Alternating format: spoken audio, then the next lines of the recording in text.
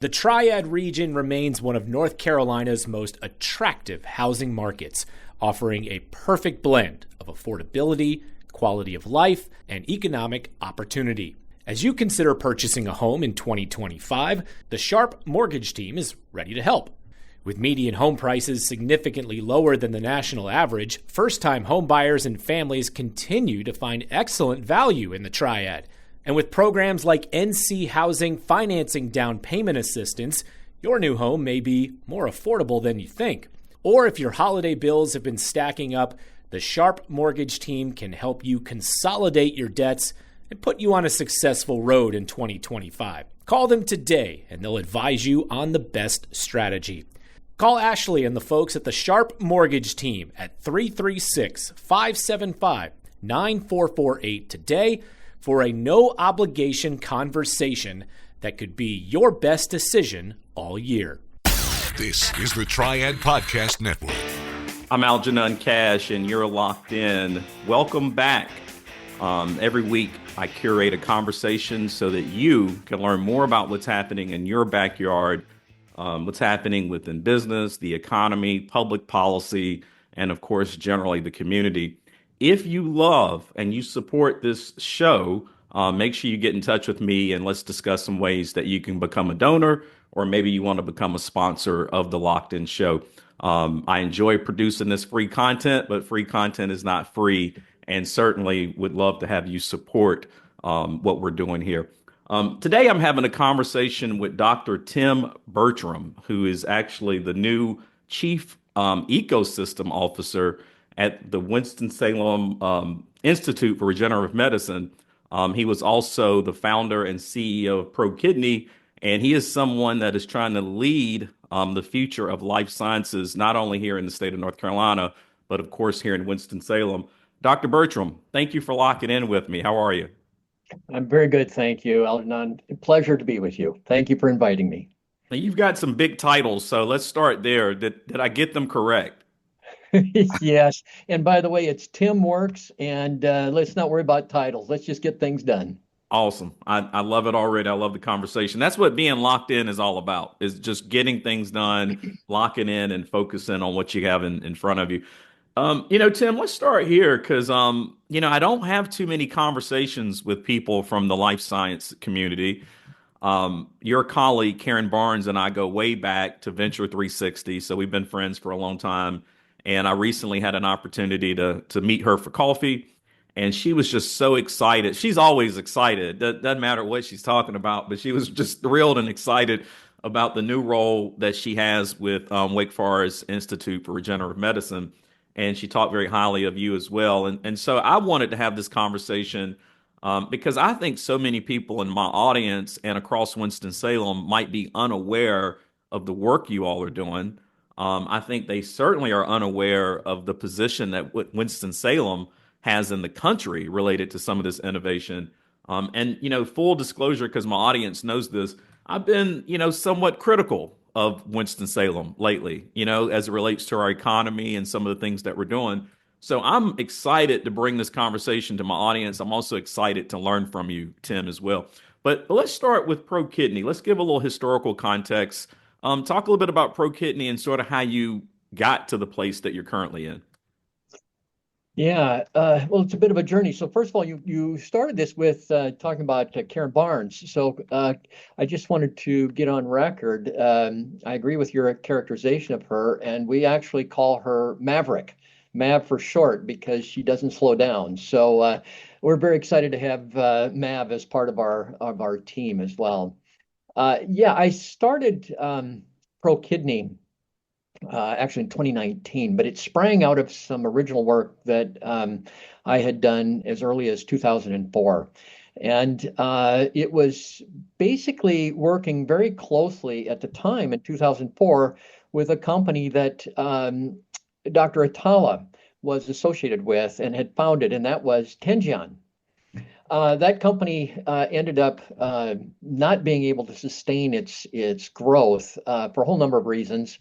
And out of it, what I did is I continued to build on the research that we had started looking at chronic kidney disease.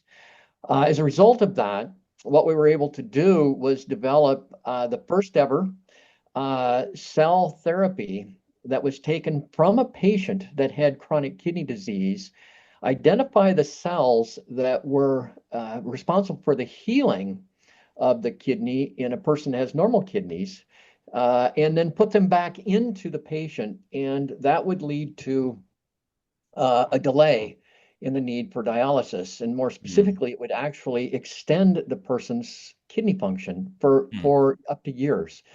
That project was really started many years ago, took me actually outside of the U.S. and then brought me back to the U.S. into the Winston-Salem area as ProKidney. So that's kind of the story of ProKidney. I left ProKidney about a year and a half ago after we got the European Medicines Agency and the Food and Drug Agency to accept the registrational program, which meant we had a specific path to commercialization. And truth be told, Algenon, I'm an R&D guy. I make medicine. I don't sell it. And so we needed somebody that could sell.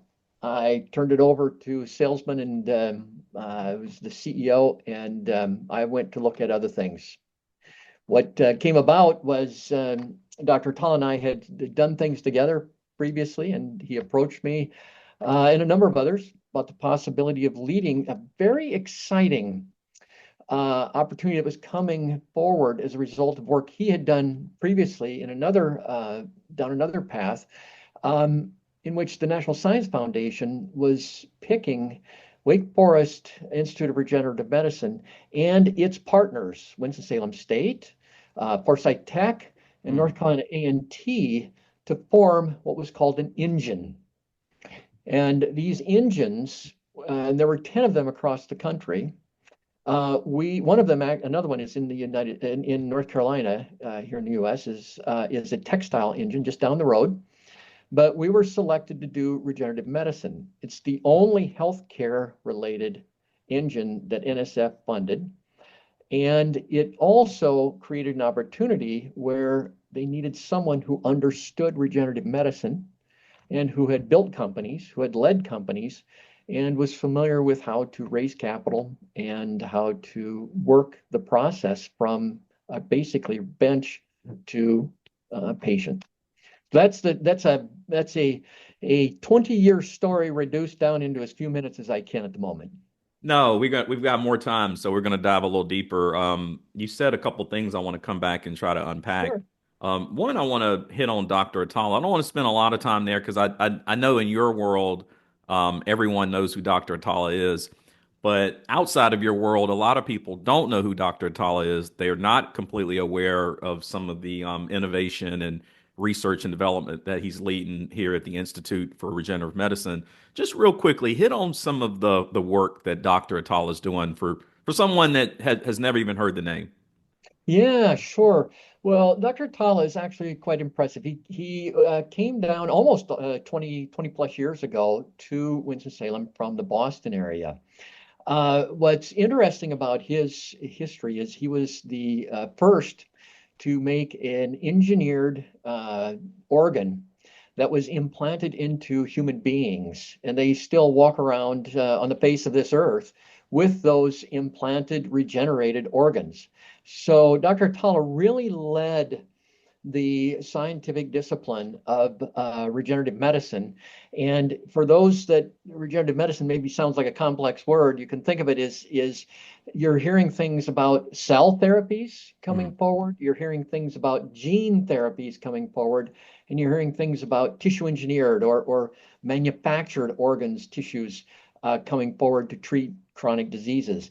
Dr. Atala was really at the foundation of that, and he brought that here and then has spent the past 2+ decades expanding and building the Wake Forest Institute of Regenerative Medicine, which currently has over 600 scientists working on different areas of regenerative medicine. Very exciting, very exciting. Wow. And all that's happening right here in Winston-Salem. And I think that's the news. That's the information we want to get out to the public is that, despite even some of the criticisms from people such as myself, there may be some really big things that are happening in the community that we're just unaware of. I know you talked a little bit about Winston-Salem being one of 10 cities across the country that's participating in this grant opportunity that you're leading.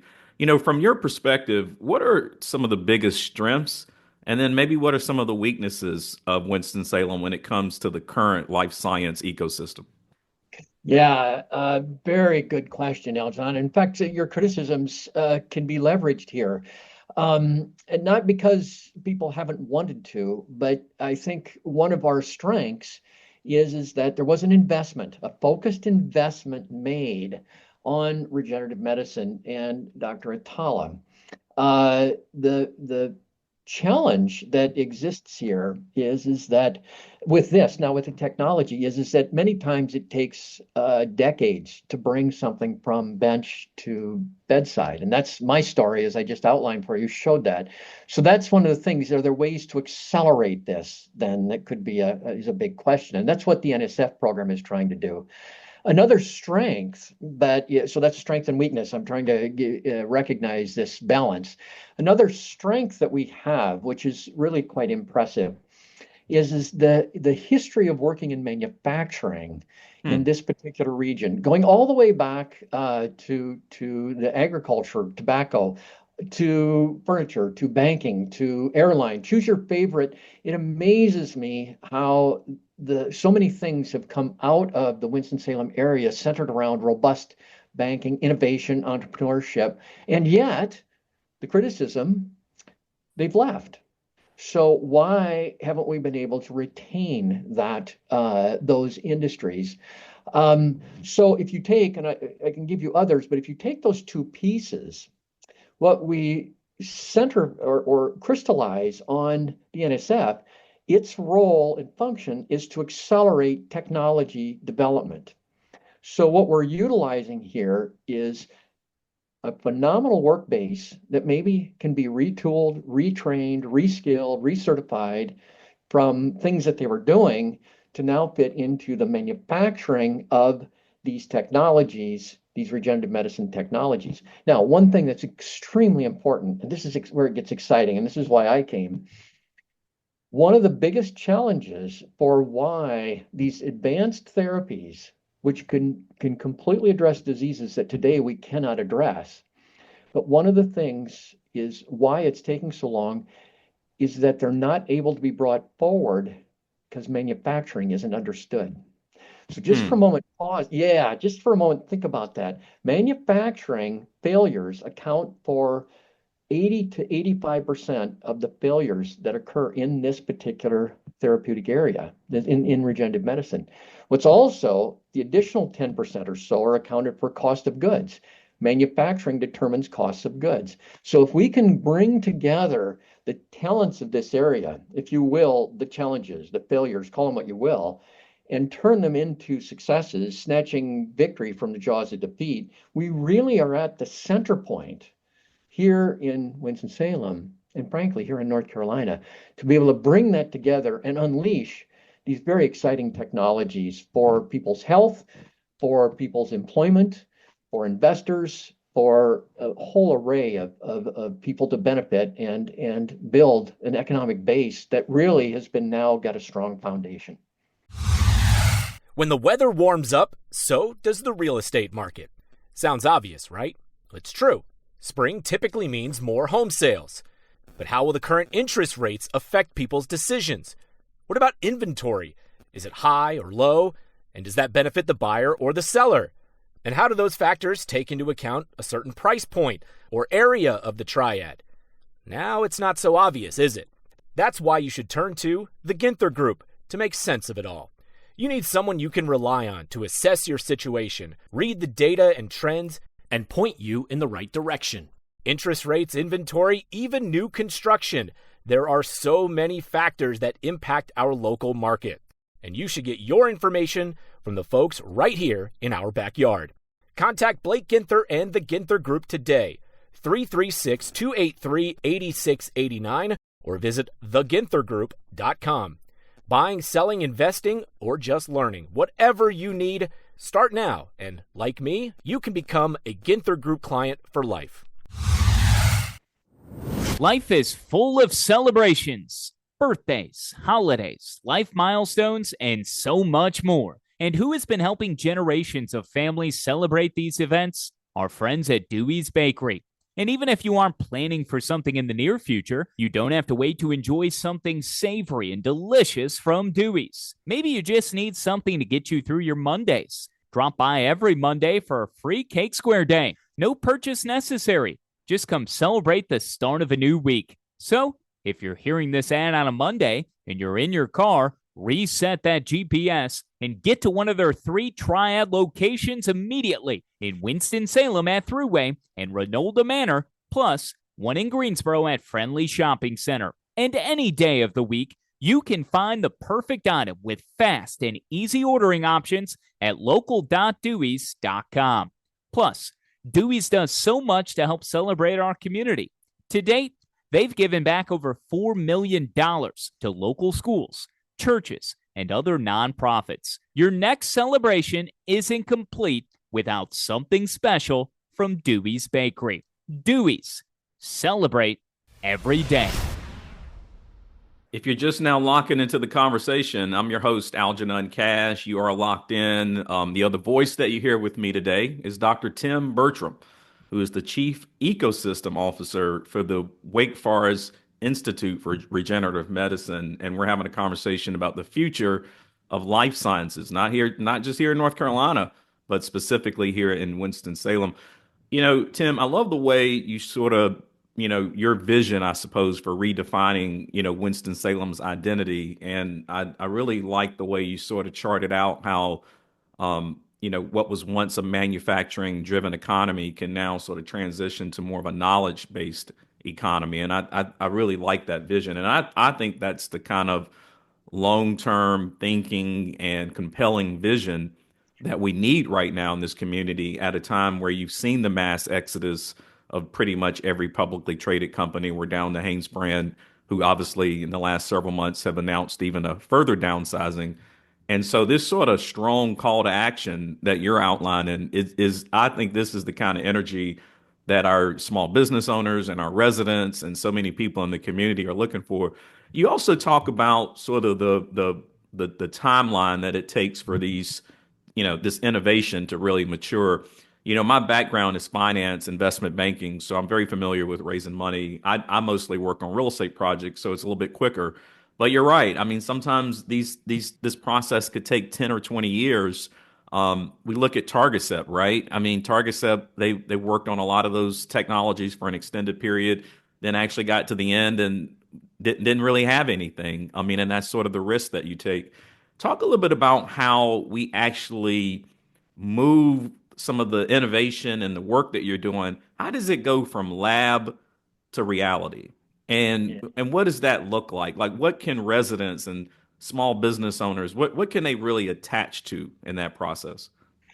Yeah, so a couple of things. Going from lab to reality. I want to do a brief advertisement here for us because on the 14th, 15th of April, we're actually going to be focusing on that very question. We're putting together a day and a half seminar we have at 500 Fifth Street.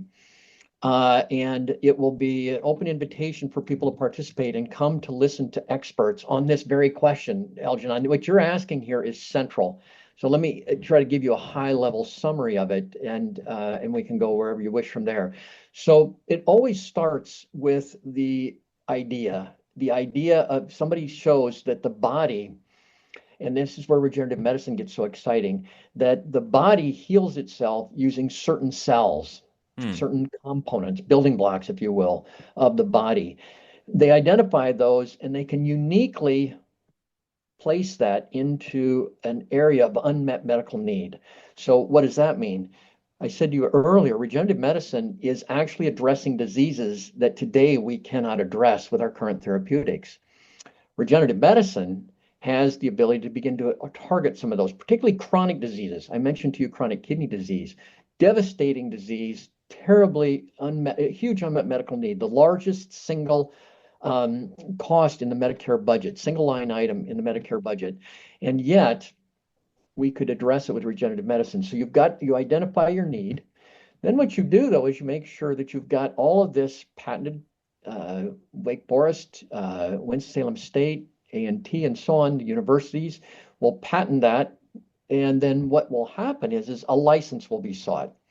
The license is frequently where you start talking about doing a company. And so now to your point as an investor, and I'll speak to you as an investor because having talked to many of them, I've raised over $1 billion on Wall Street for the various companies that I've raised and started.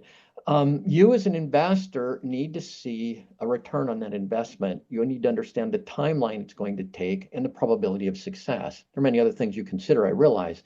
But we're increasing the probability of success or de-risking, which is a central idea that exists within WFIRM today, showing the biology, showing the effect of this thing that has been discovered, this cell, for example, can do this in a disease state. By de-risking, you as an investor now say, oh, you already know in medicine, 95% of things fail. Well, maybe now because it's been de-risked, you can say, oh, okay, 75% of this probability of sale. If I then come and show you how to make it, which is another step in the process, and make it to meet regulatory guidelines, your risk goes down. And as you march through, what you find, you go from the discovery to the license to the company to working with regulators to define the processes so it's consistent and reproducible to the market. Now, I've skipped over a lot of the pieces there, and you as an investor know full well that it's a little more complex, but these steps then just take time. And the time by work what we're doing with the National Science Foundation is to look where we can take that big time spend, which is figuring out how to manufacture it consistently and compressing that, coupling with the de-risking and then bringing investors in. All of a sudden now what you've got is people's jobs. Investors have a place to put their money, see a return. They know their probability of success, and now you've got an economic development. You know, Tim, you talk. Yeah, I love the conversation around how do you attract capital and the investment and that type of thing. You know, I know here in Winston-Salem, we've been pursuing these life science-based companies now for maybe 20 or 25 years. I know, you know, since the exodus of some of the manufacturing jobs in the late 90s. It also seems like there's been a pattern of, you know, Winston has struggled to attract like significant venture capital, whether it be outside venture capital, because obviously if I'm a venture capitalist and I'm located in Silicon Valley or Austin, Texas, or Boston, Massachusetts, wherever I'm at, you know, I want the company to move to me. I'm not going to move to them. Then also what I've seen in Winston is that there's a lot of money, a lot of wealth in Winston-Salem. But this is sort of it's sort of risk adverse wealth. This is not people that typically participate in angel funds and startup companies and that kind of thing. You know, they're calling me because they want to be in the apartment building at the corner of Main and Main. They don't necessarily want to be in one of Dr. Atala's new startups. One, how do you convince big venture capital firms to really look seriously at Winston-Salem when in the past that's been a struggle? And then a tag along to that is, how do we start to better educate local individuals that have wealth to, you know, start looking at these opportunities so that we create that kind of, you know, network of capital that we need locally? So it's a very, very good question. I want to use myself, but then I want to make sure I answer your question fully because this is vital. First I want to use myself. I was actually fortunate when I left, or when the company Tenjon that I mentioned folded. Local investors, both in Winston as well as in Greensboro, came to my side, and we raised several $1 million. We were able to advance the company, and a year later, we gave those investors nearly a 12x return. So 12x return in 12 months. Now, how did we do that? We knew what we had was a technology that addressed an unmet medical need, that it could be manufactured. It had the ability to do something huge change in someone's life. And when you come forward with that kind of understanding, now you can go to the investors that want to invest tens and hundreds of millions. And I think therein lies part of the problem. Locally, what I found is I could get several $1,000,000 because that's what was needed. But to put this all into position, to go from bench to commercial product, the average cost is well over $2 billion. And so what they have to look for is where are the exit strategies. So I think to your question, now I'm going to move out of my specific example, which I highlighted there, and I'm going to go to the general topic which you raised, which I think is really, really powerful. How do we get local people to benefit, and how do they select that? I think that they come in several ways. One, we have to help the investors see and understand what the probabilities of success are. In making medicine, the probability of success is very low. So this de-risking point that I brought up is very important for them to understand what has been done to de-risk. The other thing that is very, very important is the amount of money needed at different stages in the life cycle. We don't have a lot of people in this area right now that have an idea of what it takes to make a company. One of the things I brought forward is a challenge that I'm facing is not the brains to make the potential projects that could become products. What's missing is the executive teams, the people that understand, the CEOs, the CFOs, the chief legal officers that you need to run a healthcare company.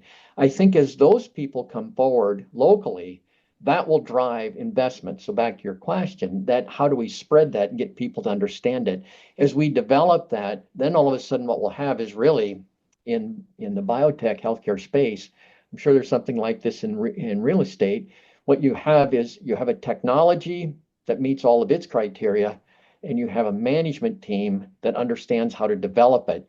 Now all of a sudden you're looking at a very high probability of success, which every investor wants.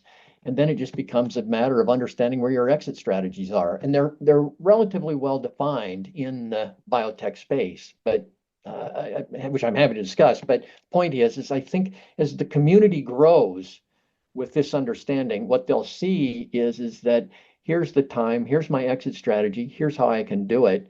And I think more and more people will get involved. It's a comfort level. You know that as well as I. If an investor is uncomfortable, they're looking for reasons not to invest. Rather than reasons to invest. I can tell my audience that you probably won't get a 12x return in the apartment building at the corner of Main and Main.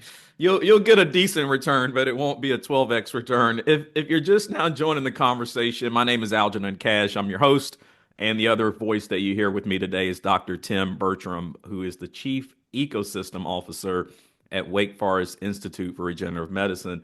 Tim, I'm getting close to running out of time. I love this conversation. I could go another hour with you. I know that my audience is learning because I'm learning as I listen to you. We've also had a history here in Winston-Salem, especially within some of the life science sector that we've been exploring, where sometimes these companies mature, they grow up a little bit, and then they hit the exit. I sort of call it the brain drain. We also see that happening you talked a lot about some of the universities and the partnerships that you guys are currently working through. And we also see that happen with our universities. These students come from all around the world to go to school here in Winston-Salem. And once they finish at Wake Forest or Winston-Salem State or Salem or School of the Arts or UNCG, I mean, even to look at it regionally, not just Winston, they all leave. They all go, other places. And so it seems like we're just sort of leaking this intellectual talent. How do we address that? Spot on, and I really like how you said that, Algenon, because this is the thing. If we can create the companies, create the jobs, then what we do have is we have retention. We don't have the brain drain, and I think this is where we've got the culture of manufacturing. It's in our blood. It's in our genes. We've got people that are entrepreneurs. They've started companies. Just look at what's come out of it.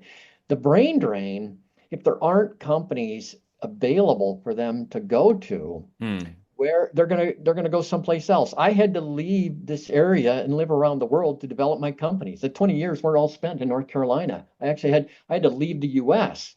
to do it, and then in another sale came back and they wanted me to continue with it. the point I'm making is I think this is a reality in the dynamic, but what we're trying to do with the engine is create the jobs that will retain those brains and really then allow us to have a footprint and grow. Because I agree with you 100%. It is always the people. And if we can't retain the people, we will not be able to build companies here. And the ideas are plentiful. The people to take them forward is what we want to have. It's time to get serious about your financial future. It's never too early, but it could be too late to get started. And that's oftentimes the hardest part, getting started. How much do I save? Where do I invest? Do I save for college or retirement? How much for each? And who do I talk to about it all?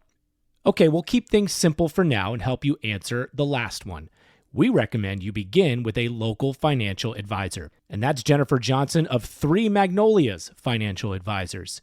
She'll sit down with you for a complimentary introductory consultation and go over all of your questions. Get started on the path to achieving your financial goals. Visit threemagnoliasfinancialadvisors.com or call 336-701-1600. Get comfortable with your financial future. Three Magnolias Financial Advisors. Retirement, financial planning, and investments. Securities offered through Private Client Services. Member FINRA SIPC. Investment advisory services offered through Three Magnolias Financial Advisors. Three Magnolias Financial Advisors and Private Client Services are not affiliated. Private Client Services is under separate ownership from any other named entity. W Firm has been instrumental in developing or helping to develop and support the development of Innovation Quarter. I grew up here in Winston-Salem, Tim, so I really can remember what that little stretch in that area looked like when I was coming up as a kid. And there used to be a little credit union down there when R.J. Reynolds owned all the warehouses. And my grandfather retired from R.J. Reynolds, so that's where I went to get my first car loan was right down there in Innovation Quarter. It doesn't look anything like when I grew up. But here's my question, Tim. I mean, right to the east of Innovation Quarter, you have East Winston, and you have a population and a group of people that look back west and they see some of what's happening in the Innovation Quarter. They see the money and the capital that's being invested within the quarter. And even though it's just a highway away, to some of those people in East Winston, it feels like it's light years away. How do we take the work that you're doing and the innovation that's coming out of the quarter? How does it become truly inclusive so that everyone in the community feels like they've got a role to play or a little bit of ownership in what's coming out of Winston-Salem? Yeah, so this we've actually got a segment of our strategic plan we call regional engagement.